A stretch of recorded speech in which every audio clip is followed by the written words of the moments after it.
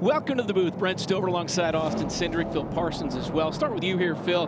Got a good mix of ARCA regulars as well as road course ringers here today. Yeah, road course ringers goes all the way back to when we first started coming here back in the mid-'80s. But the only thing that's changed is how young they've gotten. We've got road course ringers in their teens now, and I think a lot of these drivers do a lot of Trans Am racing, the TA2 series. Most of our young drivers have a lot of experience in that. One of those guys is Thomas Annunziato. He won the ARCA race last year at Lime Rock. He's a former winner in the Trans Am TA2 series, running full time. And conversely, we have a guy towards the back of the field starting today because he hasn't run an ARCA race in a number of years, but he's a four-time winner on road courses in the ARCA Menards Series, and that's Andrew Ranger. So it's going to be fun to watch him come from the back and maybe battle some of those teenagers up front. Going to be fun to watch you later this weekend. This is a track you like. You've gotten a top 10 during the playoffs a couple of years ago in the Cup Series.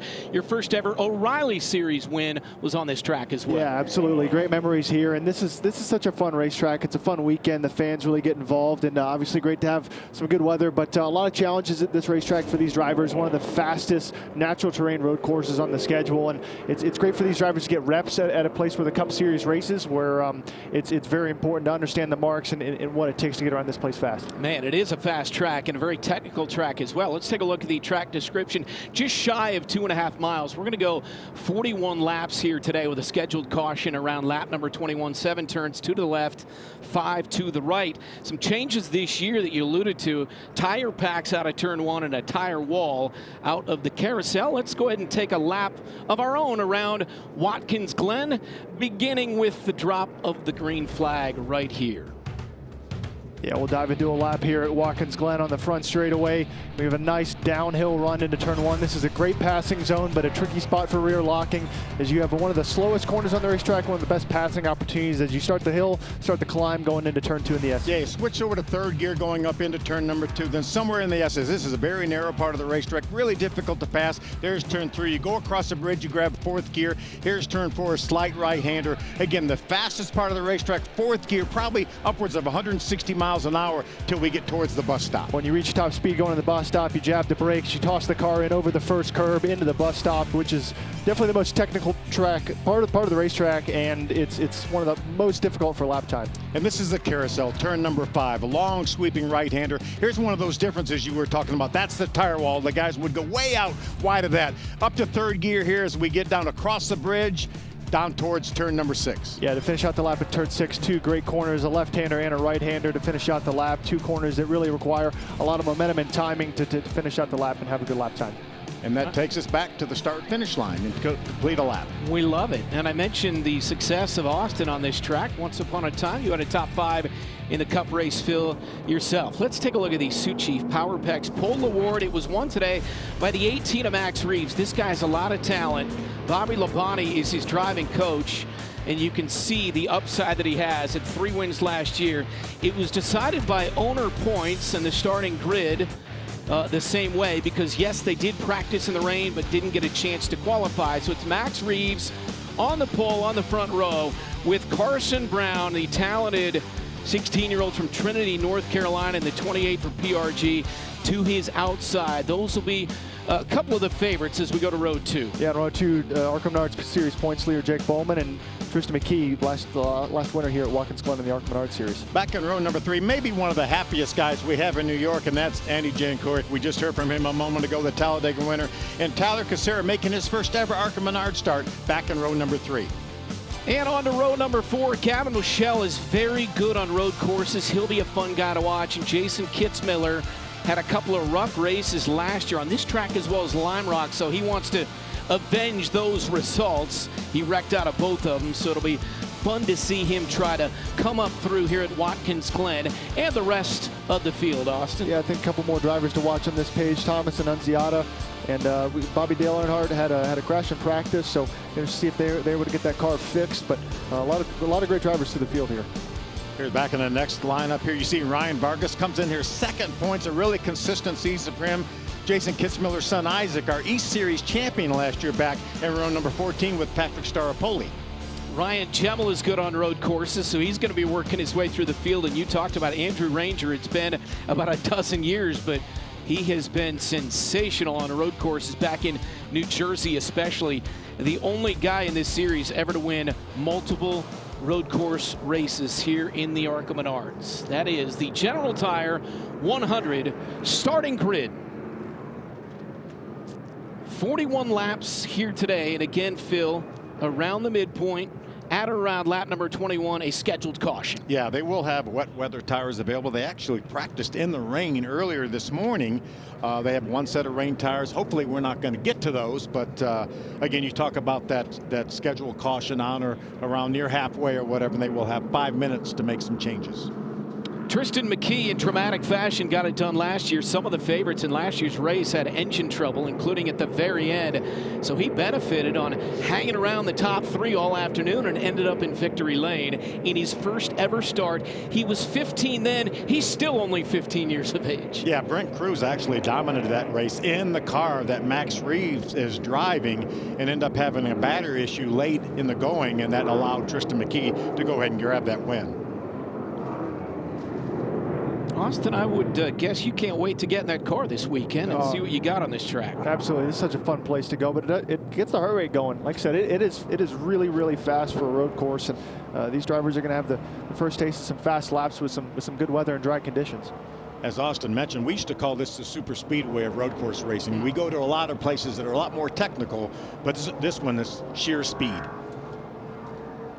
They dropped the green flag several yards in front of the actual start finish, although not as far back as it was in 2025 at this race, which of course was last August. This year it's during the spring. Next year they will go back and have this weekend actually in September. Here's the start line right here. Green flag in the air, coming out of the turn. The pole sitter is Max Reeves with Carson Brown on his outside. We are underway at the Glen. Max Reeves able to get a good jump of Carson Brown, able to tuck in line and look to the inside going into turn one. Look at him, 4 wide there, getting in turn one. That was Annunziata in the 70 trying to make some moves. Kitzmiller off the course. Still side by side for the lead going up the S's. All these drivers feeling out their cars for the first time in dry conditions. Still side by side at the top. Looks like Carson Brown's going to take the advantage going into the back straightaway. Carson did a nice job allowing Max Reeves some room. That's narrow. We talked about that in that little drive around, how narrow it is up through the S's. But for a lot of these drivers, these brake markers are going to be an absolute guess as we see, another battle for lead is we got a car missing the bus stop here, stopping in that area.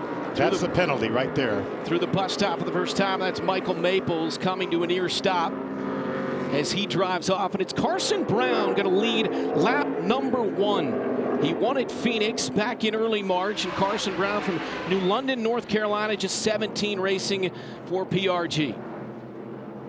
I was surprised to see, if you see the bottom right of the screen, surprised to see there was another car up alongside Carson Brown. It's because the 99 completely missed the brake marker there and about missed the corner, but no harm, no foul. Got it stopped and served the stop and go. Remember, these guys had no laps on a dry racetrack. Everything they ran earlier was several seconds off the pace because of the wet tracks. So it was Max Reeves on the pole, but it's Carson Brown leading lap number 1. Tristan McKee, last year's winner here last August, running third, and Jake Bowman, our points leader, in fourth. That's the 91, that black and red Mustang. The 91 of Casera got to the inside. We're used to seeing those cars 4 or 5 wide there in turn 1, especially after a restart, but not with the tire packs there. Up through the S's they come on lap number 2. And there's Casera in that 91. I mentioned his first ever start here, but he is a Trans Am driving coach for Nitro Motorsports, so he has a lot of experience on road courses and obviously running well early. Yeah. Annunziata in the 70 was fast in practice this morning, as you guys touched on. Yeah, a couple movers with Annunziata as well as Truck Series points leader Caden Honeycutt. They both moved up into the top 10 quite quickly as Bowman's kind of lost a few spots here at the start. Caden Honeycutt coming off a third place finish at Texas, losing to the 2 Spire guys in front of him with Hocevar and Kyle Busch. But he still leads in points heading into this weekend in the trucks, which will race later on this afternoon on FS1. Yeah, Honeycutt went for a dive bomb there into turn 6, challenging for position. He was fastest in practice, so not surprised to see him move up quickly. Good side-by-side battle right now. Annunziata on the inside of Honeycutt. Good battle for 6th right there, just behind the 15 of Corey. That drag race out of turn 1 is really important to see her as it knows ahead and has control over the car on the inside going into the S's. Annunziata smartly lifts, gets in behind, and I think there's a lot of speed in that 17 car. It'll be interesting to see how fast it takes Caden Honeycutt to get to the front. Yeah, Honeycutt already up into the top 5 after that pass of Annunziata. Isabella Robusto in the 55 at Talladega 2 weeks ago, our last race. She started the final lap as the control car had the lead, had to settle for 4th place. That was about as disappointed a 4th place finisher that we've ever talked to. And I saw her down in the garage yesterday. I said, hey, good run. You know, good run at Talladega. And she had one of those looks on her face, like, gosh, it could have been so much better. But her day's coming for sure. Yeah. Caitlin has more. Yeah, guys, I talked to Isabella as well about that top 5 run at Talladega. She said it's great to just have some momentum finally building for this team. She said last year Talladega was kind of the same turnaround point for the season as well to get things moving in the right direction. But she did tell me she loves the road course racing. She grew up racing on the road courses. This style racing is definitely what she is accustomed to and familiar with as well. But she did know those tire barriers we've been talking about as an added variable. She said a lot of where the passing of lap traffic took place last year is where some of those tire barriers are now, guys. Good stuff, Caitlin. She finished 8th here this race last August.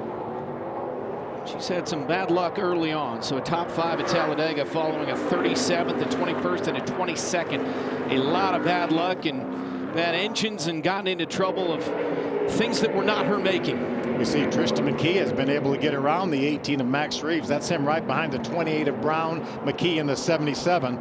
Let's take a look back at how he got that spot.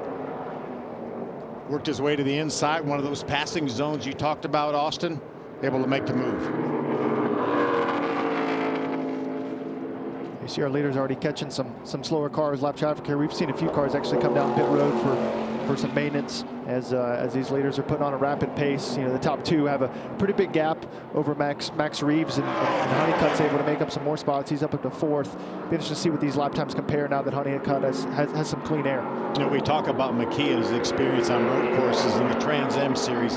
He absolutely obliterated the competition last year in the Trans Am Series. Won a bunch of races and won the point championship probably with a couple races to go. She's 15 years old for the 77 car from Kannapolis, North Carolina for PRG. The Chevrolet with Kevin Reed Jr. on his box. Is he ever going to turn 16? Well, that's what I was going to say. We thought for sure he was 16 now, because when we saw him at this race last year, kind of forgetting that it was actually only 9 months ago. What a talented young driver. By the way, Carson Brown led every lap in that win at Phoenix. He's led every lap so far today, so he has yet to not lead a lap in the ARCA Menards Series. And Josh has more on that 77 of McKee. Well, guys, we know so much of being able to excel at different styles of racing is being able to actually embrace that style. And that's exactly what Tristan McKee did. He said a couple of years ago, he really dove into working on his craft, getting better at road course racing. He said he really enjoyed it. He enjoys the challenges, finding areas where you can find speed, setting up passes. Those are all stuff he learned to enjoy. And he said he also loves the fact that road course racing brings you to some pretty cool tracks all across the country. So the teenager enjoying the travel he's gotten to do, but doing these different road course racing, but also the challenges it poses as he's out here making waves on the track right now. Got it, Josh. Living the dream, definitely. McKee in 2nd behind our leader Brown by 8/10. Then Honeycutt, Reeves, and Thomas Annunziata. Big mover so far in that 70, rounding out the top 5. I'm glad these guys settled it up. When they came by our broadcast position, they were 3 wide going down towards turn 1. And that turn 1 exit is a lot narrower now with those tire bundles, so good to see them all get together with only 6 laps done. Sam Corey in the 15 trying to track back down that 70 of Annunziata. Early on in the General Tire 100 at the Glen.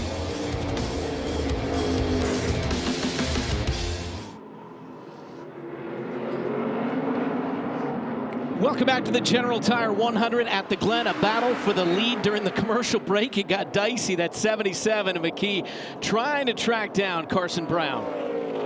Yeah, Caden Honeycutt, too, has joined this battle in the 17 car. We have a 3-way battle for the lead right now. Yeah, while we're in commercial, these leaders caught a ton of lap traffic all through the bus stop. Carson Brown's been doing a great job managing everything, and it's also brought Caden Honeycutt into the equation as they finally get some clean air, but we were slicing and dicing in and out of lap cars, through the runoff, back on. It was a lot of fun to watch, and I'm sure that's not the first time that they're going to handle this, because the pace that these leaders are putting on is rapid compared to the back half of the field. And you said it early on, Honeycutt was the car to beat, at least in the first portion of this race. He started 15th up to 3rd, and now trying to take a peek at McKee here for 2nd. Yeah, his fastest lap is 4/10 better than the next guy, and these three are just, like I said, separated from the rest. See how close he's able to follow through the apex of turn 7. He's going to have a shot for a dive bomb if he wants it. Now Brown is pulled away by about a 2nd. You can hear the tires squeal on those cars. Oh, we got a spinner. Got a car around, and that is the one he spun in practice as well. It's Andrew Rock, 17-year-old from Olean, New York. See if he can get that car refired and moved. Now that Carson Brown's able to not have as much lap traffic, he's been able to pull a bit of a gap on 2nd and 3rd, which has been good. He's handled the traffic very well. It's always the hardest to be the first guy, as you see Honeycutt all over the bumper of McKee, pushing him all the way out wide through the entry of the carousel. And still pushing him, still pushing him. I think he knows he's there. Yeah. I mean, we are on the 9th lap. I mean, you know, time to go, I guess. Time to go. That's right. No, it's always a difficult section to put power down, because you're going over those curbs, hopping back and forth, and you know, when you're that close, I think that's just natural form. As you see, he gets another close run. Maybe he's going to push it out wide. They both go out wide. He's going to go for the dive bomb into turn 7. Great pass. Here it comes, and that is the pass. Honeycutt in the 17 moves into 2nd. You nailed it.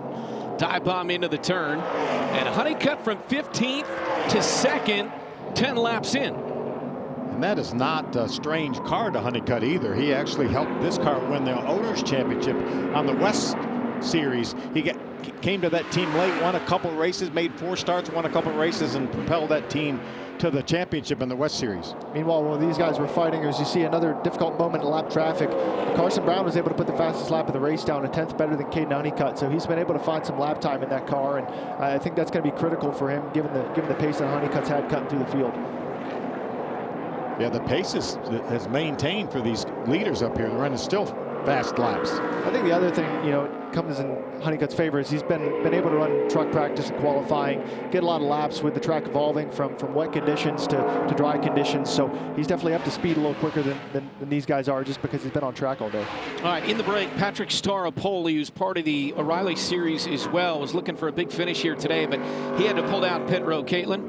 Yeah, he was making his first start actually in ARCA of the year. He was on pit lane. They seemingly have a driveline issue on that 51 car, so he had to get pushed to the garage. Certainly not how Patrick Staropoli would like his Watkins Glen day to go, guys.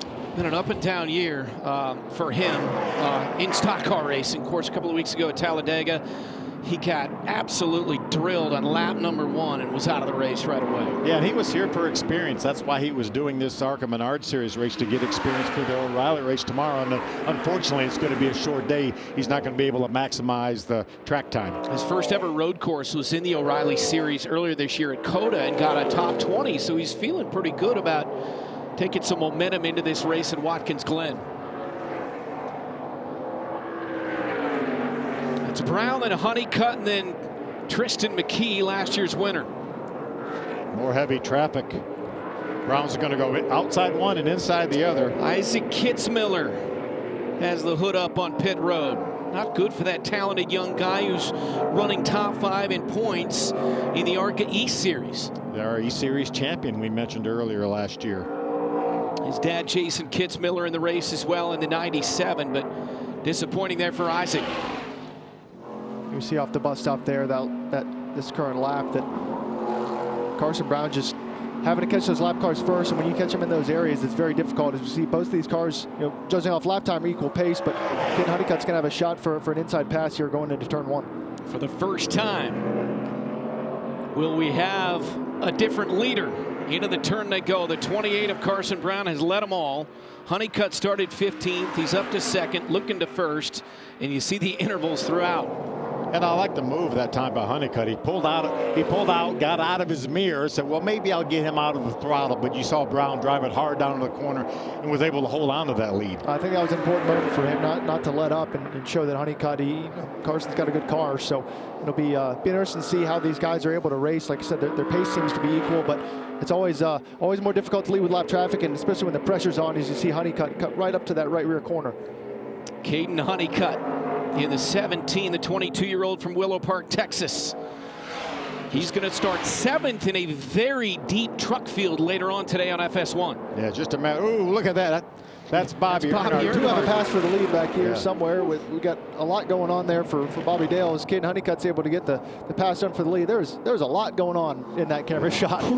We knew they had to work hard over the last couple of hours. They wrecked in practice. They just wanted to somehow get on the track, and they did that, but big problems. That's one of those deals when you said, who put the hood pins in? Obviously, nobody did. The eldest grandson of the legendary Dale Earnhardt Sr. Yeah, tough break. Had an accident coming off turn 1 when the track was wet.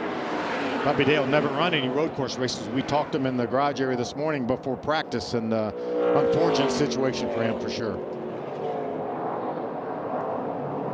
So here he comes down pit road. He was looking for big things at Talladega, got in a late race wreck there and had to settle for 31st. So Honeycutt, our second leader today, the 17, leading Carson Brown.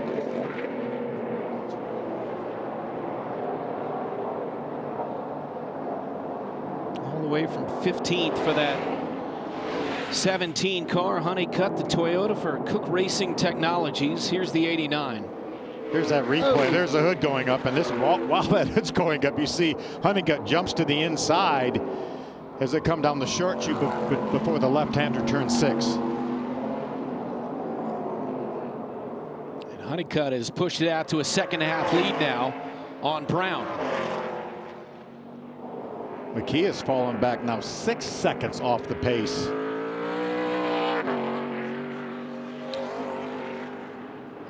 Well, the story in the first third of this race this afternoon has been the 17 of Caden Honeycutt. He's at the point here in the General Tire 100 at the Glen.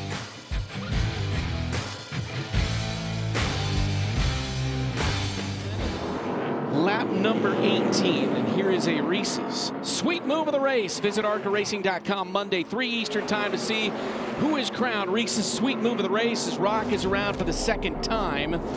We will come back to that, but how about this pass for the lead a short time ago there, Phil? Yeah, great move to the inside by Caden Honeycutt as they got down to the left-hander right after Bobby Dale Earnhardt's hood came up. But Caden Honeycutt, obviously a fast car, was able to chase down Carson Brown and has not been able to get away from him, though. You see Carson Brown, that lighter blue car right there behind the 17 of Honeycutt. Yeah, I think once they get clean air, I think both of them are fairly equal. Last lap, Honeycutt was actually a tenth slower than Carson Brown, but the variable of the lap traffic is really challenging for the leaders. You see going into turn 1, second spin of the day for the number 1 car, and I guess he's fortunate there's all that nice asphalt runoff for him to be able to get slowed up in and continue on. You saw he drove straight off, so it could have been some wheel hop there or whatever as they got down. Hard braking area, get down in turn number 1. No, that's number 1 area for wheel hop for these cars, no doubt. With this brake zone in turn 1 is what's Caden Honeycutt. It actually starts to fall away, go downhill, makes the rear of the car very light, so you really have to watch that into this corner more than anywhere else in the track.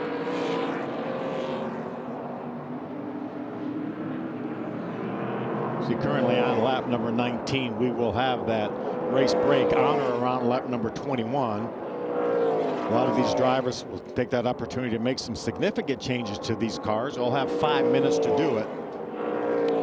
Can fuel it and change tires, just not at the same time. So we will get that break and at least get 1 restart during this race, which is flying past so far. Working lap number 19, we've had 2 leaders. It was Brown and now Honeycutt by 6/10. Good battle for position right there. All 3 of those white cars are battling for position. That's Robusto in the 55 leading that group. Gavin Boschel, the 25, and Jake Bowman in the 20. Bowman, the points leader when the day began. He's been very consistent early on in the first 4 races of this 2026 campaign. That red car behind them is Ryan Gemmel. up 21 positions since the start. Gemel is a guy that you talked a lot about on the broadcast last year at Lime Rock. He was outstanding. 6th here at Watkins, Glen, and had a top 10 at Lime Rock as well. Yeah, driving for Joe Nemechek, who had a whole lot of success here, both as a driver and an owner back in the day. They run the Vintage Car Series, Joe and Gemel do, and win a lot of races in that series. You can see the biggest movers. Gemel with 21 spots, and Andrew Ranger we talked about 16 spots. Kyle Steckley is another guy that I'm keeping my eye on. His dad was a very accomplished, a 4-time champion in the NASCAR Canada division, Scott Steckley. Talked to him in the garage yesterday as well. Of the 33 previous ARCA road course races, there have been 30 different winners. The only multiple winner is the guy you talked about a moment ago with Andrew Ranger about a dozen years ago, had a good little run. Yeah, Ranger is up 16 spots up to the 14th position, so it'll be interesting to see what he's able to do after this break when we bunch the field up again.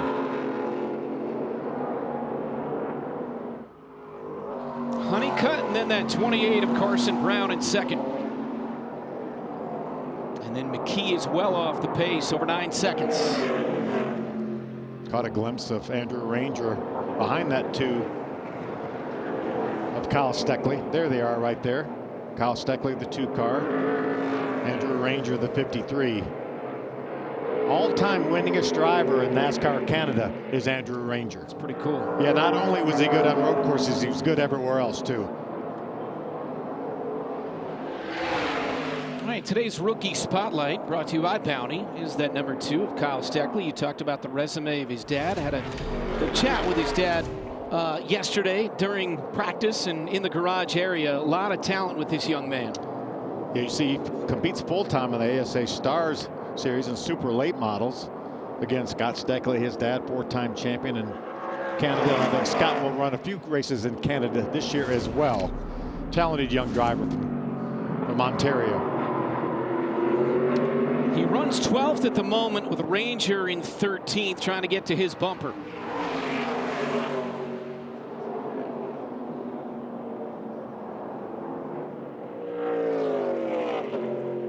So scheduled caution will come right around now. Lap number 22, and there it is. The scheduled caution, we've had 2 leaders. It was Brown for the first part of the race, and now Caden Honeycutt, who's doing the double today with the trucks later on in that 17 from 15th up to 1st here in the first half of this afternoon's race. I think the ARCA officials were listening to you. You nailed that. That was impressive. I've got a line to him. Let's go to break. Lap number 22 at Watkins Glen on FS2.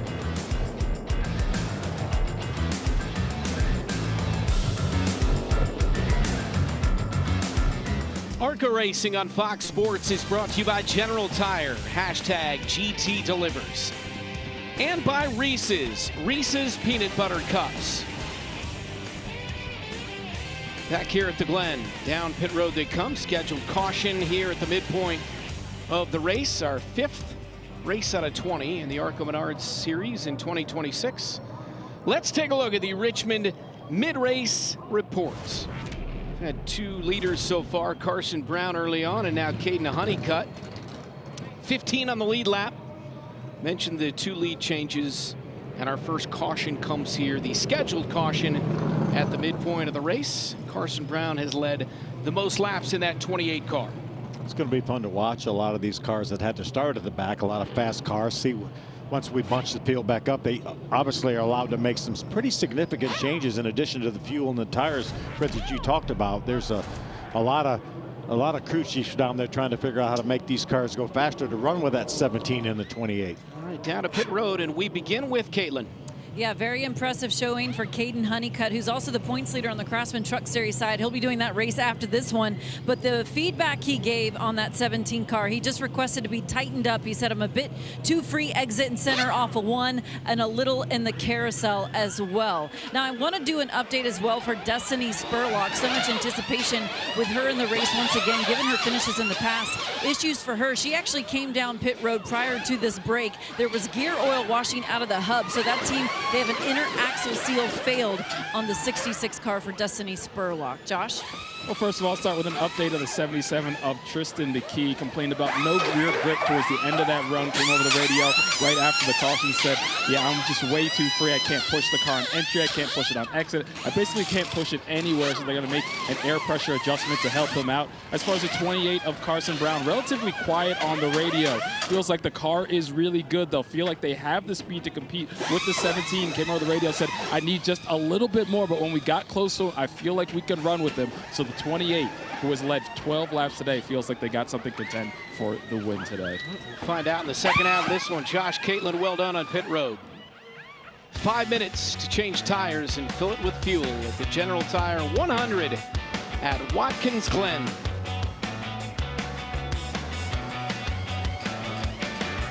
ARCA Racing on Fox Sports is brought to you by Menards. Save big money at Menards. And by Bounty, the quicker picker-upper. Temperature not as warm as we're used to here, as of course the race is normally in August or early September, but the sun has popped through those beautiful clouds in a beautiful part of the country. This is race number 5 of 20. Now we really start to pick up steam with a schedule. May 16th at Toledo on FS1 prime time, 7 Eastern. Of course, many years that has been the championship race, a little bit earlier on the schedule here in 2026. How about Michigan, June 5th, the fastest track on the circuit? That'll be a fun one. 5 Eastern on FS2 to kick off the month of June. And then Pocono on June the 12th. That'll be an afternoon race on a Friday on FS1 in beautiful Pennsylvania. Fun part of the schedule as we get set to refire them and get going with the second half of this race. One of the storylines has been the 18 for Joe Gibbs Racing. Obviously always one of the best cars in the field. He's in 14th right now.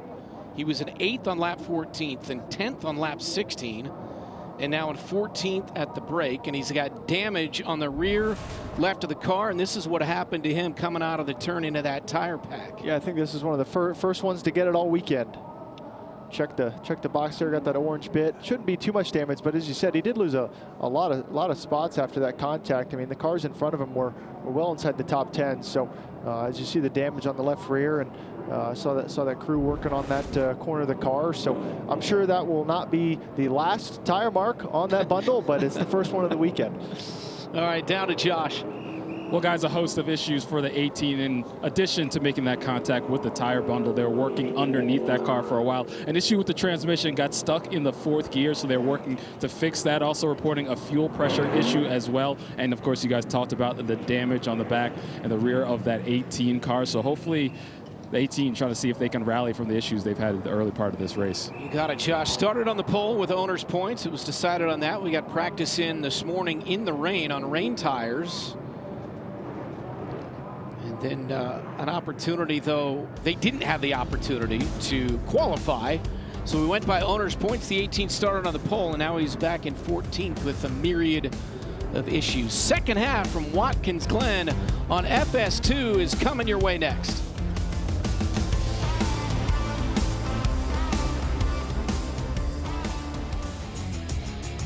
$19 to go here in the ARCA Menards Series. And Honeycutt leads. Brown led the first 12, and then Honeycutt has led since as we wrap up this scheduled caution. Will anybody have anything for that 17 car? Find out on this restart. Yeah, right? as Austin mentioned, the 28 has similar speed to that 17 car, so up to those crew chiefs now what kind of changes they made to make these cars a little bit better.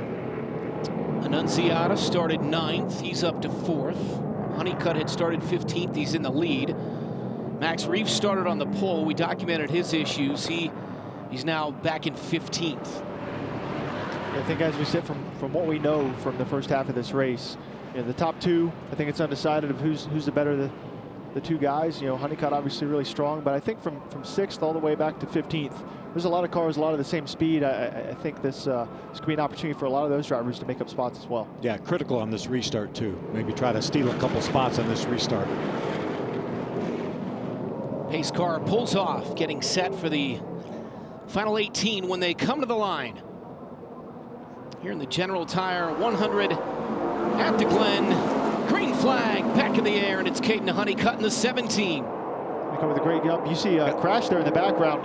Yeah, car into the wall, and then someone center punched that car as well, exiting turn 7 there. They hadn't really even got to the start-finish line. Caution right back out. It's Jason Kitzmiller in the 97 who wrecked out of both road course races in 2025 as well. That's the 19 of Corey Aiken.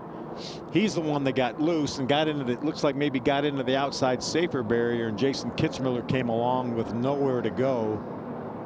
Probably a little bit of a blind corner as he exited turn 7 there. Let's see if we can take a look at what happened. Again, Corey Aiken in the 19 car is going to be the one that starts this. So he's just straight on. He's going to drive straight on into the outside wall, bounces off the wall, and Jason Kitzmiller had already committed to that line. Yeah, I'm not sure. I mean, it's almost, I mean, he's got the front tire locked up and the rear tires are spinning. Like the throttle hung. But that's the spot that I know the spotters can't see from the spotter stand on the front straightaway. That is blind, I think, because of that bridge. So it kind of explains why Kitzmiller didn't really expect that. I mean, I wouldn't have expected, you know, a car to go head on there as well, especially coming from a slow speed. So yeah, pretty unfortunate for those two drivers. Yeah, really tough break for Kitzmiller, a guy chasing points, running full time here in the ARCA Menards Series, and again, second year in a row that he's had issues here at Watkins Glen. He was the free pass after the last caution and had moved up into the top 16. Corey Aiken, 47 years of age, from Manchester, New Hampshire. The top 16 at Lime Rock last summer. So disappointing for the 19 and the 97 here, bringing out our second caution with 18 to go. That will allow the 34 of Ryan Vargas, our second place guy in points, to get the free pass. So obviously Kitzmiller, I don't think will be able to continue, so that will still give us 16 cars on the lead lap. Vargas is a guy that's been running for Maples Motorsports. Wasn't scheduled to run, but after a top 10 at Talladega, they went out and found him another ride with the Alpha Prime guys from the O'Reilly Series. So that's cool. There's Andrew Ranger, the 53 car. Caitlin, what's going on with Andrew Ranger? Well, Phil, I had a chance to talk with Andrew earlier today, the Montreal native driver. He's not a stranger to this series, but he hasn't raced in ARCA since 2014. But he said, I was very interested in coming back here and hoping that this could lead to 3 or more potential races. But he says it's a new team, new car. I like the pressure of this situation and figuring all of this out as I go. But he told me he really enjoys Watkins Glen. He said it's technical, it's fast, it's one of the fastest road courses that we go to. So overall, he said, goal for me is just to have a smooth day, try and be there at the end, and trust my feelings, he said, on how to manage these road courses, and hopefully that can lead to more opportunities for me. But if he's trusting himself now, it's paying off. He is currently P12, and he started 30th, so he's made a lot of ground since the beginning of this race, Phil. Yeah, he certainly has, Caitlin. And again, he's not one-trick pony either. He's a very accomplished oval racer as well. But anytime he shows up at a road course, he's going to be competitive. And as you mentioned, Caitlin mentioned, he's up 18 positions from his initial start. So it's going to be really interesting to see now that he's up here racing around some cars that started closer to the front, what he's got in that 53 car. It has been 4,359 days. Our crack research staff gave me that since he ran. Yeah, I'm going to check that. Okay, Grant. Phil. I learned from you that if you just say something like you know it, it's believable. Second caution of the day at the Glen. Here at Watkins Glen, where you know, I might have oversold the weather earlier because it's only 50, Phil, but compared to what we had earlier, it feels beautiful, especially it's inside. Pretty. This, I mean, it is pretty. Looking. Cool part of the country. It'd be fun to get in that car. Very cool. Coming today. up tomorrow. Part of the country. I made the drive from New York City, where I live, and it really is nice. It's only supposed to take about 4.5. It took me 6 hours. A couple of wrong turns. I put it in the map quest, right? And it took me 10 miles away, and it said you have arrived at Watkins Glen, and I'm in the middle of a What's a map quest, Brent? I think I don't think most of our viewers know what that is. Well, I think that's the problem. Is I put it in the wrong app. Thanks for bringing that. Showing my age, but yeah. So I was 10 miles away, Phil. That's why I always follow you everywhere. It was his printed directions that he got. I mean, he was giving you a hard time before we went to break. I got your back, Phil. Thank you and I have done a lot more of these together. Yeah, well, I understand. You guys are thick as thieves. I understand.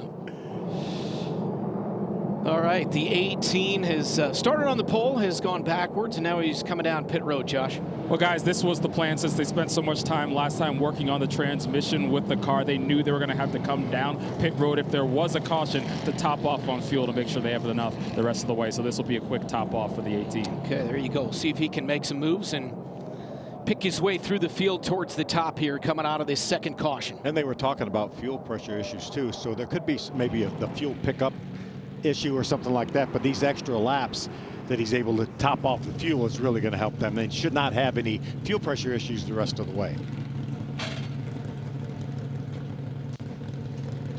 Now that left rear got into the tire pack earlier, and as Austin said, he will not be the last throughout the rest of this weekend. This is the first of 4 races with that new tire pack coming out of that downhill turn 1. Yeah, they just tried to shore that area up a little bit. 40 top 10s in the last 44 races for that 18 car for JGR.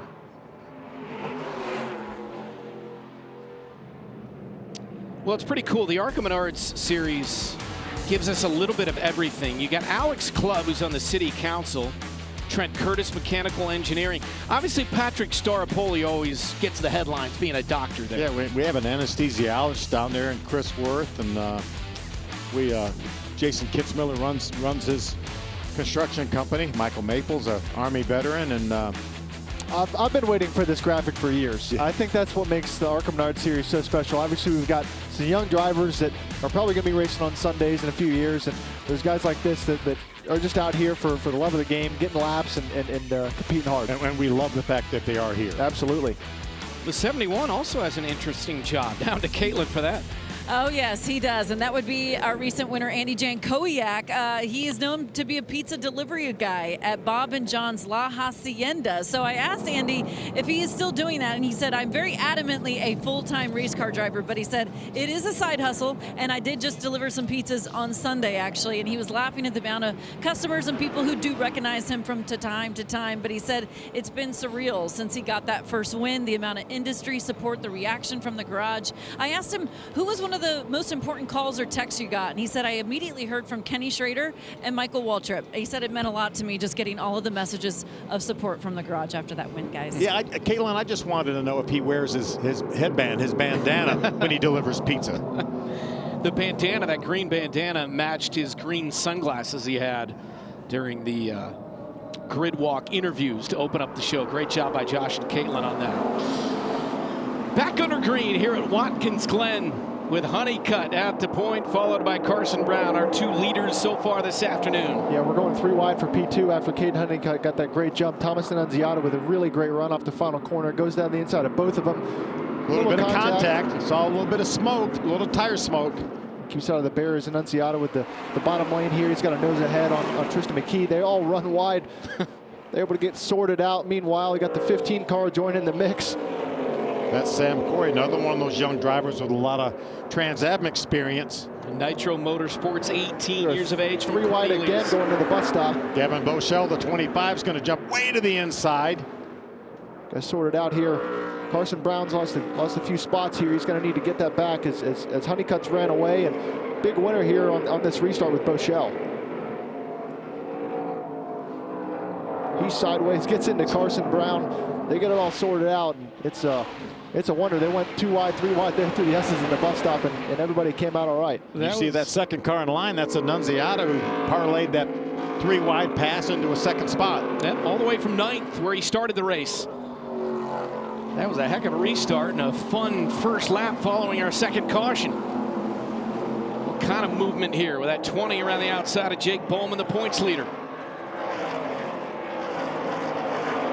That red car right there is Gemmel, the 29, moves to the outside of the 91 of Casera. It's Honeycutt, then Annunziata, and then last year's winner here at the Glen.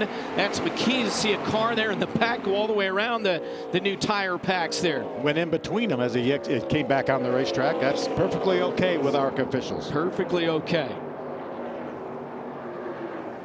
It's going to be fun. I'm sure all the other series, the drivers are paying close attention to this first race to kind of see the differences this year with this track. Yeah, the restart zone that we've illustrated also has been moved since we were here last year. Well, I think that restart zone played a big role in Carson Brown losing all these spots. Obviously, we talked about him being kind of the favorite to contend against Caden Honeycutt after that first segment. He's all the way down to P4 just due to that great restart that Thomas Annunziata got, getting him 3 wide there. And he's already got a 3-second gap. He's got to make up to the rival for the win.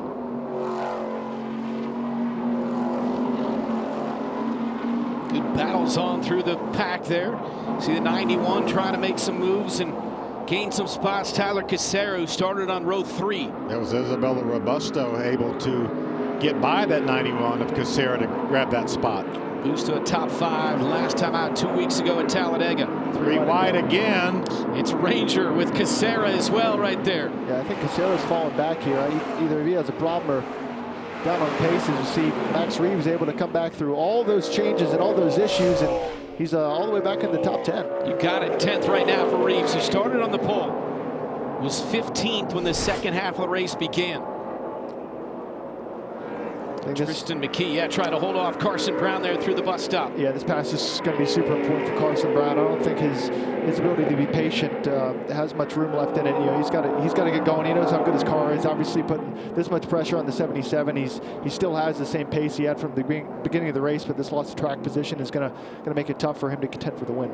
Brown started second on the restart, fell back to 4th. And that's his teammate right there, the 77 for PRG. Of Tristan McKee. Again, no slouch on a road course. Our winner here last year in his National Series debut. For Brown, he's got Stephen Dawson on his pit box, one of the best in the series. McKee has Kevin Reed Jr., a couple of Chevrolets there, battling for 3rd. And these are not one-offs for these drivers in these PRG cars. They will be in these cars most of the season. Obviously, some of the racetracks they're not old enough to compete at. 11 to go here at the Glen with Honeycutt, then Annunziata, then this battle between McKee and Brown. On that long to the outside here. Get that nice arc into here, into the bus stop. Keep putting the pressure on. He's been able to hound McKee all the way through the lap, but McKee's been able to stay disciplined enough to not give Brown a chance. McKee is very good in the braking zones as well, because obviously the hard braking zones, getting in turn 1, getting in the bus stop, maybe even getting in here in the left-hander, are hard braking zones and passing opportunities. But there it is right here. Of course, trying to move him out of the way and then dive in there and hug the bottom. It's very good defensive driving by Tristan. He noticed that Carson was going to use that runoff to get a run to go to the inside in turn 7, and just gave him the bottom, knowing that he's going to have the momentum on the outside. I think that was a great move by him. Left Carson Brown room to race, and able to still hold on to the spot. But I don't think the pressure is going away anytime soon. Yeah, if he would have tried to block him and take that line up, there could have been contact there, and he may have paid the price. So great veteran move by that youngster. Yeah, unfortunately, he's held up by lap traffic here. He's going to get to his outside corner panel. Outside pass into the bus stop might be difficult. Brown looking to make the pass on that long straightaway, and this was moments ago. Key shots it off in there. They both touch. The replay and the live shot, good stuff. And there's the 28 making the pass on McKee. We talk about the S's being narrow. There's nothing any more narrow than the line through the bus stop. Very hard to go too wide through the bus stop. Well executed pass. Unfortunate opportunity for Tristan McKee there with that lap traffic slowing him down so much to the S's. But I think this pass was inevitable. And Carson Brown now, I'm going to be looking at lap times to see if he has any hope of being able to run down Caden Honeycutt, who's quite a bit faster than the rest of the field right now, almost 8/10 faster than second place with Annunziata. Yeah, it'll be interesting to see what Brown is able to do now that he has clean racetrack. Again, he's now found himself over 5.5 seconds in arrears to Honeycutt. Brown led the first 12. Honeycutt has led the last 20. Now Brown just made the pass on Annunziata. Back down to Josh. And just an update on Thomas Annunziata in the 70. I talked to him before the race, and he said, hey, this is my style of racing. Coming here is the most confident I've been all season long. But during that first run, a host of issues with that car. Just didn't feel like he had what he needed in it. So during that break, I talked to Shannon Rush. He said, yeah, we made a bunch of adjustments. Name it, we made that adjustment to get this car better, and that car has really come alive as he's running second at Honeycutt right now. Fantastic restart. Ahead of Brown and McKee for that 70 car, the runner-up right now to Honeycutt. We caught a glimpse of our leader, Honeycutt, catching a lap car up through the S's and through the bus stop. And I was watching the scoring monitor, and he lost over a second of his lead over Annunziata just in that one section of the racetrack by catching a lap car at the wrong time. Since the restart, +2 for the 70. Brown and McKee each down a spot. Michelle up 2, up into the top 5 of that 25, as you just saw how those nitro cars are doing. Yeah, 1 second slower lap time that time than Annunziata, and Brown was actually almost 2 seconds faster than Honeycutt that last lap. Yeah, I think once again, Carson Brown being able to set up and make this pass on Annunziata is going to be critical. As you mentioned, Phil, yeah, this lap traffic is going to continue to be an issue. Although we have 8 to go, I think I don't have a track map, but I'm sure there's still a lot of those cars floating around here, and I feel like Honeycutt's going to be able to make quick work of those. As he's got clean air at the moment, but it's not really over till it's over, I think, from what I've learned today. Well, with that said, here is a Reese's Sweet Move of the race. Visit ARCARacing.com Monday, 3 Eastern, to see who is crowned Reese's Sweet Move of the race. He did it the hard way, too, on the outside going into the bus stop. Then he was on the inside for the second part. And Tristan McKee was almost completely overtaken on the straightaway, and he bombed it off in here to the inside with the preferred line and gave it a good shot. But I think being able to be on that second curb, see that slide, look at the right front, get that correction. Hell, the dirt on the windshield of the 77. There's a lot going on here. There was. Great camera work by our guys, too. Got it. 77, is he slow? Coming in, yeah, that's McKee. That is McKee. McKee with engine issues has slowed way off the pace here. Was running up at the top 4. Sounded like it was running when it went by, didn't it? Yeah, it's hard to say. Remember, ignition trouble for Brent Cruz last year cost him the win and gave it that opportunity to Tristan McKee, who took advantage of it. In his first ever ARCA Menards Series race for the 15-year-old. And now here with 7 to go, that has ended his chance at repeating here today. 3 wide again, and Annunziata. Here comes Carson Brown again in the 28 around the outside. Quick decision by Annunziata to go to the outside of that lap car, seeing where he was going to, what lane he was going to pick, and luckily for him, it put Carson Brown top of 3, but he's still going to have to deal with this pressure going into turn 6. Looks like they're too wide. Carson Brown probably going to complete the pass. You see the rear wiggle around a bit. Annunziata goes back to set him up on the outside, but I think this pass is done. Nice move by Carson Brown to grab that second spot. Now we'll be watching that scoring monitor. 6 laps to go right now as they cross the start-finish line. Down the front stretch, 6 to go. Brown made the pass on McKee, and now he does the same on Annunziata to move into second. A lot of lap traffic ahead here coming in these high-speed S's.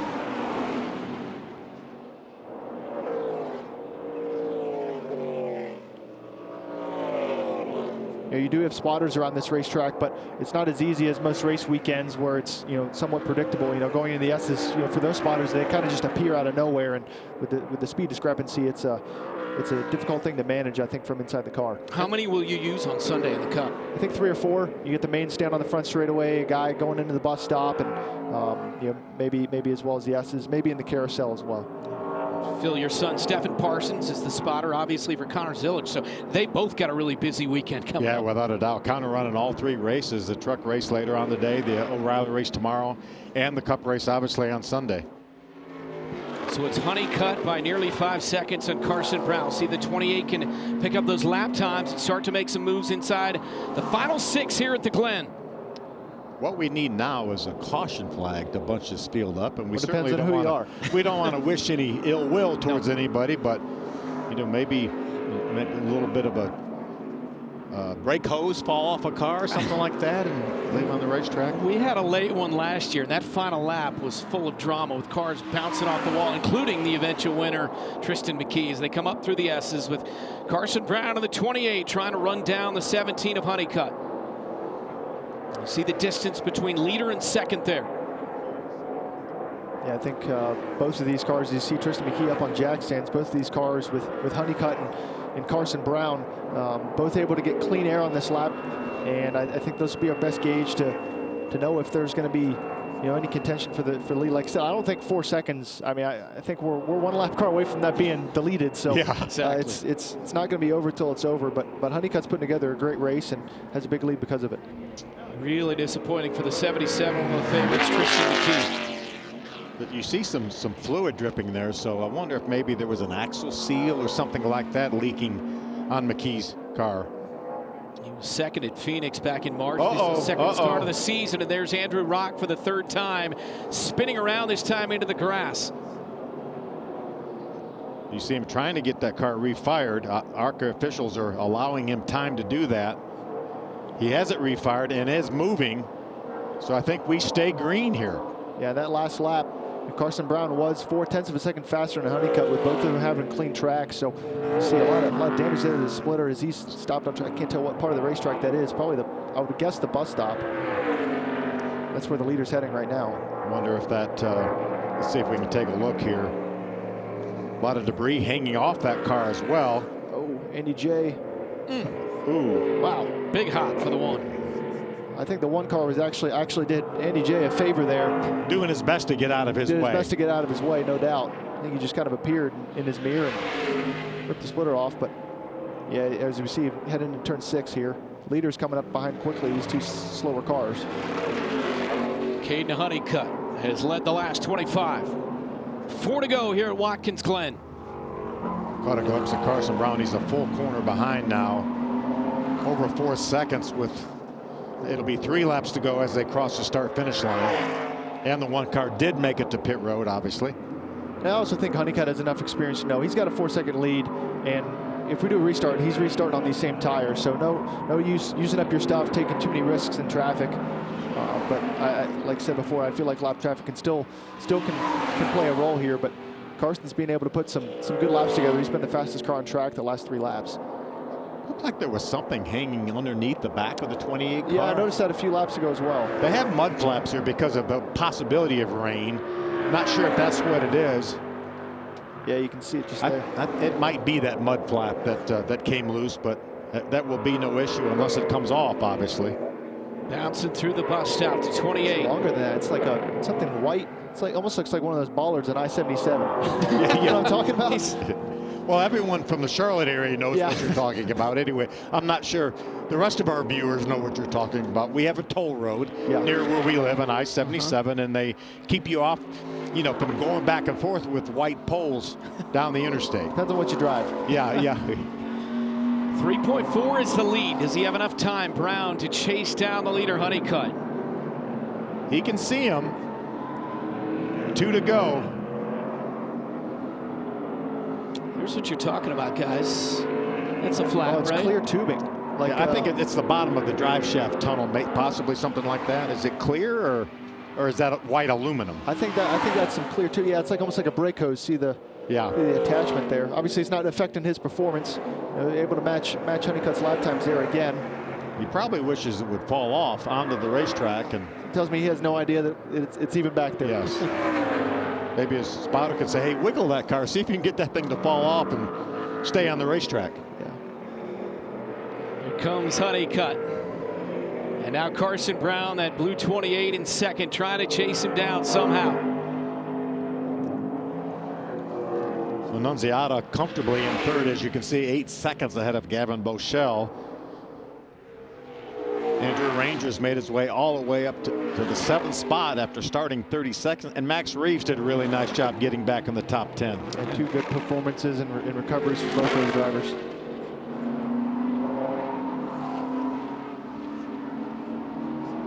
All right, white flag in the air. 1 to go at Watkins Glen. It's Honeycutt on Brown by just over 3.5 seconds. into that right-handed turn 1. They'll come up through the S's, then the bus stop, the carousel, and then the checkered flag. And Honeycutt is hoping to get there cleanly around lap traffic right here. But he did not get around the 34 of Vargas very cleanly. But again, he's going to lose a good bit of that lead, but I'm not sure that was enough to allow Brown to catch up. Caden Honeycutt in the 17 through the bus stop. From Willow Park, Texas, 22 years of age, Cook Racing Technologies Toyota. Sean Samuels on his pit box, making his first start in the ARCA Menards Series since 2023. Current leader in the Craftsman Truck Series points race. Will start 7th in that race later on today on FS1, but looking for a double here. And Caden Honeycutt in the 17 is going to take the checkered flag here at Watkins Glen. Caden says, I hope that's the start of a pretty good day for me. It's on the one-way sweep Friday, and that's the start early. That's right. Great job by Caden. He's been doing a great job in the truck series and looking for that first win, and I think it'd be pretty fun for him to sweep the day.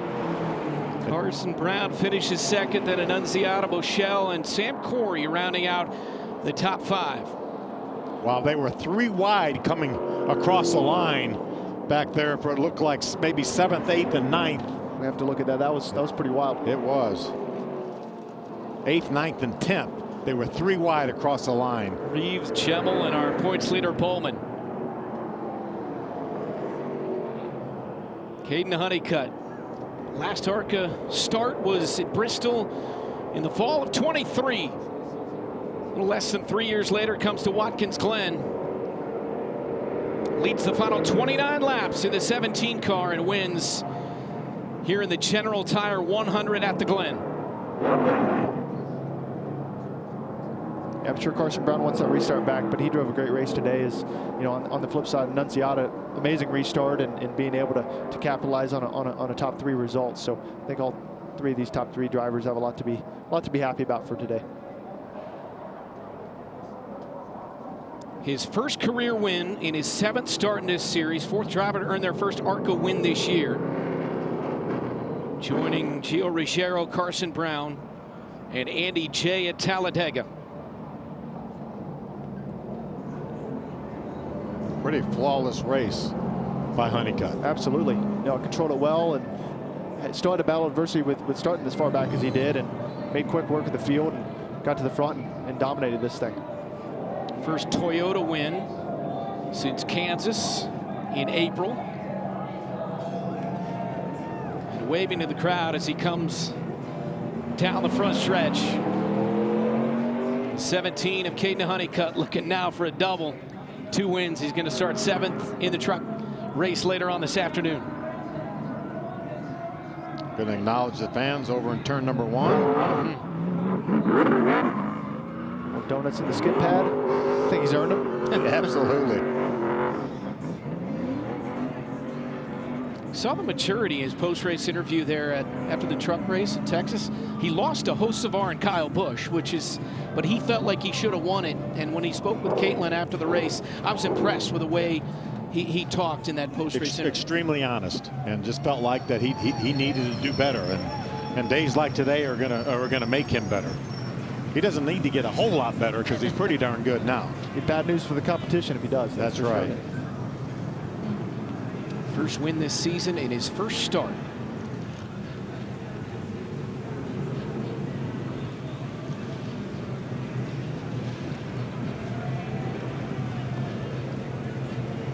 Caden Honeycutt, the Texas native, led the final 29 to get the victory, and he's headed to victory lane as he climbs out of the car and celebrates with the fans here in upstate New York. And Josh is down there with the winner. Caden Honeycutt gets his first ARCA Menards Series victory in his first start of the season, and his first start in the ARCA Series since 2023 as he goes over to grab the flag. Caden, you start the race 15th, make your way through the field. Once you get up to the front, It was all done from there as you ride this one home for the win. What was the key for you and this 17 team? I just think the key was just an amazing car. Man, thank you, Mohawk Northeast, Al Hankey, my Bruce Cook guys, CRT, Toyota Racing, MMI. Man, I just couldn't have done without them. They just did a great job. Car was phenomenal all day. Was a little bit free through the carousel. I had to work on that a little bit. I think that was mostly on my end. So, yeah, just a great car. All these guys back here, they do a great job. Big, my crew chief, he's the man. Bruce is the man. All of them, man, they just do an amazing job. And I just want to express thanks to Al Hankey, because without him and HFR for helping us get this car and put it together, we wouldn't have been here. So thanks to them for that, for sure. Obviously, the truck series is different, but how can this set you up and propel you towards the race right after this one? Yeah, there was some things I needed to work on in truck practice. I really tried to put that out there in the ARCA race and just see if I can find anything myself, and I certainly did that. So really looking forward to going to the truck race. I'm going to get some water, hydrate up, and get ready. But yeah, just all about these guys. They did an amazing job today. I love coming back here in the ARCA series. Great race car. Just hopefully we can do it again. I don't know if we'll do line mark or not, but we'll see. But yeah, also to win a road course, just in general. I haven't been really good at it at all. I've been not my forte one bit. So really awesome to get that done for sure for these guys. I know you wanted to shotgun a beer when you got your first win. You have a race, so you can't do that, but any type of beverage, you can go celebrate with the fans. I probably could have water, shotgun water, but no, seriously, I wanted to save that for the truck race. As far as my hydration, I don't think Safe Flight, Foster Love, and Toyota would be very happy if I shotgun a beer for this. That's really important, but hey, I'll go up there, I'll celebrate with them real quick and get ready for the next one. But thanks to all the fans that came out. Thank you guys so much. I know it's cold, but yeah, awesome to be here at Watkins Glen. Such a beautiful day as soon as the rain went away. Caden Honeycutt, you're a winner at Watkins Glen. Yes, indeed. Josh, well done. Our third and final Reese's Sweet Move of the race was that man. Visit arcaracing.com Monday, 3 Eastern to see who's crowned Reese's Sweet Move of the race, and this was coming to the checkered flag for the victory.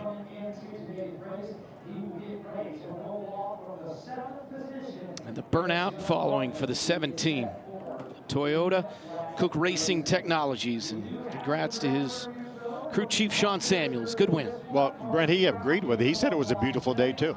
Okay, there we go. Yeah, so we got it right. Yeah. You with me, Austin? Sure. Beautiful day? Sure. The race car's on track. It's always a beautiful day. Absolutely. We'll hear from more drivers when we come back to Watkins Glen.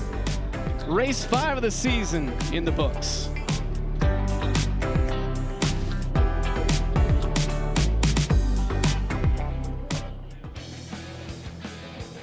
Back at the General Tire 100 in the books. Victory Lane, the celebration for Caden Honeycutt. Hoping to make it 2 here with the truck race later on. He will start 7th. With some of the other top finishers, let's send it down to Caitlin. Well, Carson Brown, the runner-up here at Watkins Glen, telling me just a few more laps. Do you think you would have had something there for Caden Honeycutt? I don't know. I'd like to think so, right? I feel like we had a really good race car. Just big thank you to Pinnacle Racing Group, Clean Freak, and everybody at Chevrolet, Wise Optimization. Just need a little bit more. And I feel like we had a really good race car. Started off really free, and then after that halfway, made some adjustments, got it tightened up a little bit. Felt like we had something, and then just kind of got shuffled back on that restart with the 3 wide, and then just kind of slowly worked our way back up there. Just needed a little bit more, just a few more laps. One of our Reese's Sweet Moves of the race was the one you made on the 77 of Tristan McKee. How physical was it out there? How aggressive did you have to be for those passes? Yeah, for sure. Teammate or not, it definitely gets physical out there. And this place is pretty wide, but yet feels very narrow. And we're just doing what I could to make up ground, and just can't thank you guys enough. Well done. Carson Brown leaving Watkins Glen with a top 5. Thomas Annunziata also had a very strong performance. We heard Josh Sims, our pit reporter, talking about all the adjustments they made on this car throughout the course of the race to get it to your liking. What was this day like from your vantage point? It didn't start off as well as I wanted to. I mean, obviously we started in the rain, right? So I wish it was raining. It would have been nice, but it wasn't quite where it needed to be. So we made some changes and it was better. But we just still lacked a little bit at the end. The 28 and the 17 were the class of the field. I manipulated the race as much as I could to try to get ahead of some faster cars, but that's all I had. So P3 is good for the championship, and I'm happy. Well done. Top 5, P3 for Thomas Annunziata. And what about Isabella Robusto with a very strong performance, tying Haley Deegan for best finish on a road course for a woman. How would you rate the day here, an improvement from a year ago as well? Definitely an improvement from last year. I feel like it was a pretty good day. We had a fast Mobil 1 Toyota Camry. I felt like we executed restarts really well, which helped us. And one spot out of the top 5 stings. We fought a little bit of a fuel pressure issue most of the day, so that I think was our little bit that we needed, at least to get to top 4. I mean, my teammates were right in front of me there at the end, but super proud of my team. We've had a really good past 2 weeks, and going into Toledo, which is one of my favorite tracks, I'm feeling really confident. Well done. Isabella Robusto, 6th on the day. 7th just behind her was Andrew Ranger, the Canadian racer, coming over to our series. Is this going to lead to more opportunities for you? I know you said you were going into this not really sure what to think with the new team and everything, but you got to believe that this could lead to some more here in ARCA, right? I hope so. You know, we did really good. We ran the car here in the last minute with Bob Terrier, and we did really well. We started 30, finished 2nd, so really good job. Well done. We hope to see you again. There's a lot of great stories that came out of the top 10 here today in Watkins Glen. Brent? Caitlin, you got it. Very well done. Love the grid walk to start the show and now to tag it as well. Good job by her and Josh all day long. There's that chugging of the water that he talked about in Victory Lane, going for the double later on FS1. Caden Honeycutt takes the checkered flag at the Glen. We wrap things up next.